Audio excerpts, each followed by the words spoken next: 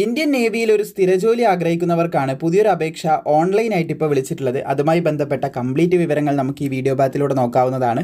ഇവിടെയായിട്ട് നിങ്ങൾക്ക് കാണാൻ സാധിക്കുന്നതാണ് നമ്മുടെ ഇന്ത്യൻ നേവിയിലേക്ക് പുതിയൊരു നോട്ടിഫിക്കേഷൻ റിലീസ് ചെയ്തിട്ടുണ്ട്. അതിൻ്റെ അപേക്ഷ സ്റ്റാർട്ട് ചെയ്തിട്ടുള്ളത് 9 ഓഗസ്റ്റ് 2025 മുതലാണ്. ഏകദേശം നിങ്ങൾക്ക് 1 സെപ്റ്റംബർ 2025 വരെ അപേക്ഷിക്കാനായിട്ട് സാധിക്കും. ഷോർട്ട് സർവീസ് കമ്മീഷനിലേക്കാണ് പുതിയ നോട്ടിഫിക്കേഷൻ ഇപ്പോൾ വിളിച്ചിട്ടുള്ളതെന്ന് ശ്രദ്ധിച്ചിരിക്കുക. അപ്പോൾ ഇതിൻ്റെ ട്രെയിനിങ് ഏകദേശം നിങ്ങൾക്ക് കാണാൻ സാധിക്കുന്നതാണ്. കോഴ്സ് സ്റ്റാർട്ട് ചെയ്യാനായിട്ട് പോകുന്നത് ജൂൺ 2026 സ്റ്റാർട്ട് ചെയ്യുമെന്ന് പറയുന്നുണ്ട്. അതും നമ്മുടെ കേരളത്തിൽ നാവൽ അക്കാഡമി INA ഇന്ത്യൻ നാവൽ അക്കാഡമിയിലേക്കാണ്. അതായത് അവിടെ വെച്ചിട്ടാണ് സ്റ്റാർട്ട് ചെയ്യുന്നത്. അത് ലൊക്കേറ്റ് ചെയ്തിട്ടുള്ളത് നമ്മുടെ ഏഴിമല കേരള കണ്ണൂരാണ് അത് ലൊക്കേറ്റ് ചെയ്തിട്ടുള്ളത്. സോ നിങ്ങൾക്ക് കേരളത്തിലായിരിക്കും ഇതിൻ്റെ ട്രെയിനിങ്ങും കാര്യങ്ങളൊക്കെ ലഭിക്കാനായിട്ട് പോകുന്നത്. അതായത് ഇതിൻ്റെ കോഴ്സും കാര്യങ്ങളൊക്കെ സ്റ്റാർട്ട് ചെയ്യുന്ന നേരെ കേരളത്തിലായിരിക്കും നിങ്ങൾക്ക് ഇനിഷ്യൽ പോസ്റ്റിങ്ങും കാര്യങ്ങളൊക്കെ വരുന്നതെന്ന് ശ്രദ്ധിച്ചിരിക്കും. ഇതിന് അപേക്ഷിക്കാൻ സാധിക്കുന്നത് അൺമാരീഡ് ആയിട്ടുള്ള മെൻ ആൻഡ് വുമൺ ആണ് ഇതിന് അപേക്ഷിക്കാൻ സാധിക്കുക എന്ന് പ്രത്യേകം പറയാൻ നിങ്ങൾക്ക് കാണാൻ സാധിക്കുന്നതാണ്. അൺമാരീഡ് ആയിട്ടുള്ള മെൻ ആൻഡ് വുമൺ അപേക്ഷിക്കാം.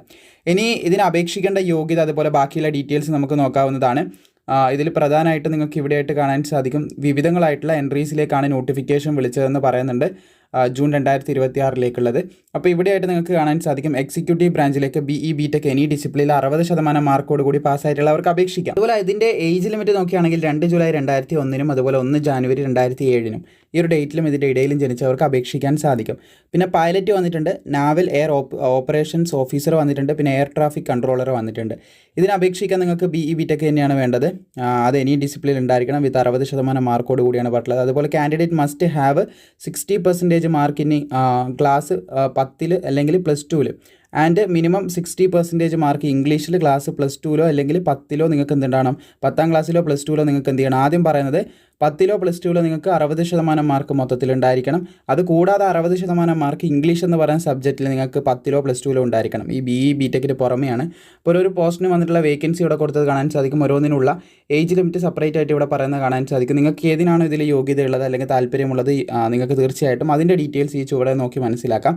അതുപോലെ തന്നെ ലോജിസ്റ്റിക്സ് വന്നത് കാണാൻ സാധിക്കും. അതിന് അപേക്ഷിക്കാൻ നിങ്ങൾക്ക് ആവശ്യമായിട്ടുള്ളത് BE BTech ആണ് ഇനി ഡിസിപ്ലിനിൽ വിത്ത് ഫസ്റ്റ് ക്ലാസ്, അല്ലെങ്കിൽ എന്ത് ചെയ്യണം MBA വിത്ത് ഫസ്റ്റ് ക്ലാസ്, അതും അല്ലെങ്കിൽ BSc അല്ല BCom അല്ല BSc IT with first class along with PG diploma in finance logistics അല്ലെങ്കിൽ സപ്ലൈ ചെയിൻ മാനേജ്മെൻറ്റ് അല്ലെങ്കിൽ മെറ്റീരിയൽ മാനേജ്മെൻറ്റ്, അതും ഇല്ലെങ്കിൽ നിങ്ങൾക്ക് MCA അല്ലെങ്കിൽ MSc IT വിത്ത് ഫസ്റ്റ് ക്ലാസ്സിൽ ഇതിലേതെങ്കിലും ഒന്നിൽ ഫസ്റ്റ് ക്ലാസ്സിലുണ്ടെങ്കിൽ നിങ്ങൾക്ക് എന്ത് ചെയ്യാം, അപ്ലൈ ചെയ്യാന്നുള്ള കാര്യങ്ങളാണ് ഇവിടെ പറഞ്ഞിട്ടുള്ളത്. നിങ്ങൾക്ക് മനസ്സിലായെന്ന് കരുതുന്നു.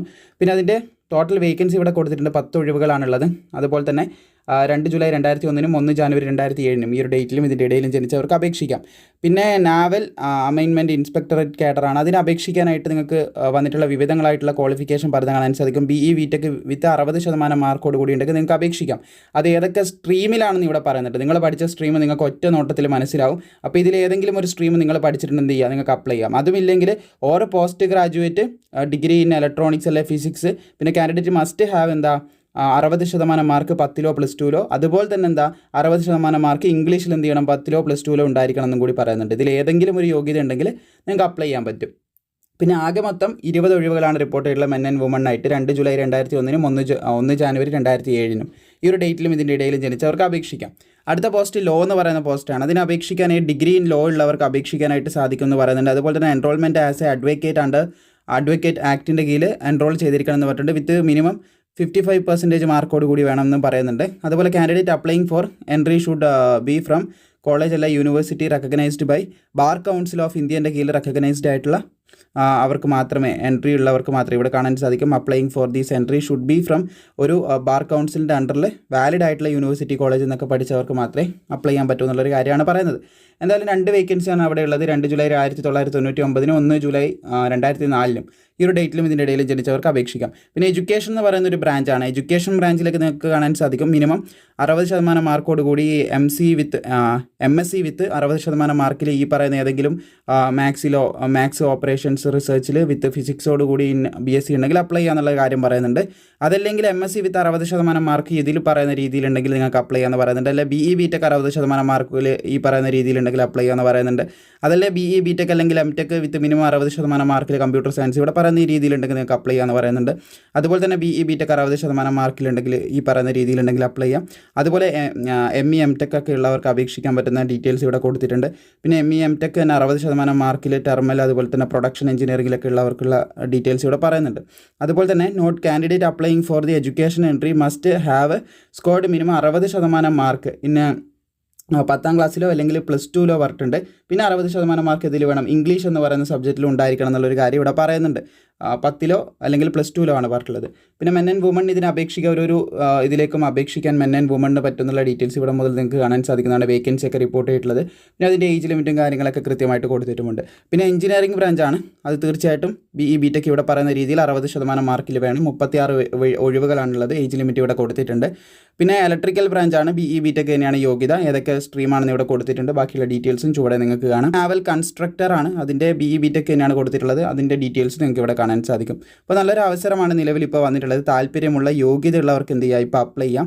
ഇന്ത്യൻ നേവിയുടെ വെബ്സൈറ്റ് വഴി നിങ്ങൾക്ക് അപ്ലൈ ചെയ്യാൻ സാധിക്കുന്നതാണ്. വെബ്സൈറ്റ് ലിങ്കും പിന്നെ ഈ നോട്ടിഫിക്കേഷൻ ഞാൻ എന്ത് ചെയ്യാം താഴെ ഡിസ്ക്രിപ്ഷനിൽ കൊടുത്തിട്ടുണ്ടാകും. അതിലൂടെ കയറി നിങ്ങൾക്ക് അപ്ലൈ ചെയ്യാനായിട്ട് സാധിക്കുന്നതാണെന്ന് ശ്രദ്ധിച്ചിരിക്കാം. അപ്പോൾ ഇതിൻ്റെ സെലക്ഷൻ പ്രോസസ്സ് നോക്കുകയാണെങ്കിൽ മെറിറ്റ് ലിസ്റ്റ് ഇടും. പിന്നെ അതിൻ്റെ കാര്യങ്ങൾ SSB ഇൻ്റർവ്യൂ ഒക്കെ ഉണ്ടാവും. SSB ഇൻ്റർവ്യൂ പാസ്സാകുന്നവർക്ക് എന്ത് ചെയ്യാൻ പറ്റും, ഇതിലേക്ക് അലോക്കേഷൻ, അതായത് ഇതിലേക്ക് ജോലിയിലേക്ക് കയറാൻ സാധിക്കുന്നതാണ്. അല്ലാതെ എക്സാം മറ്റുള്ള കാര്യങ്ങളൊന്നും പറയുന്നില്ല. നിങ്ങളുടെ മാർക്കിൻ്റെ ബേസിൽ നിങ്ങളെ ഷോർട്ട് ലിസ്റ്റ് ചെയ്ത ആ ഒരു രീതിയിലാണ് ഇതിൽ പറഞ്ഞിട്ടുള്ളത്. അതായത് SSB ഇൻ്റർവ്യൂ എന്ന് പറയുമ്പോൾ വളരെ നിസ്സാരമായിട്ടുള്ളൊരു കാര്യമല്ല. അത്യാവശ്യം നിങ്ങൾ നല്ല രീതിയിലുള്ള പ്രിപ്പറേഷനും കാര്യങ്ങളൊക്കെ കൊടുക്കണം. ഇതിന് മുമ്പ് എന്താണ് SSB ഇൻ്റർവ്യൂ എന്നുള്ളൊരു വീഡിയോ ഒക്കെ നമ്മൾ ചെയ്തിട്ടുണ്ടായിരുന്നു. അപ്പോൾ എന്തായാലും നിങ്ങൾക്ക് ഈ വീഡിയോ ഉപകാരപ്പെട്ടിട്ടുണ്ടെങ്കിൽ തീർച്ചയായും ലൈക്ക് ചെയ്യുക. പിന്നെ നിങ്ങളുടെ സുഹൃത്തുക്കൾക്കാർക്കും ഈ പറഞ്ഞ യോഗ്യത ഉണ്ടെങ്കിൽ അവരിലേക്ക് ഇത് ഷെയർ ചെയ്ത് കൊടുക്കാനും നിങ്ങൾ മറക്കേണ്ട.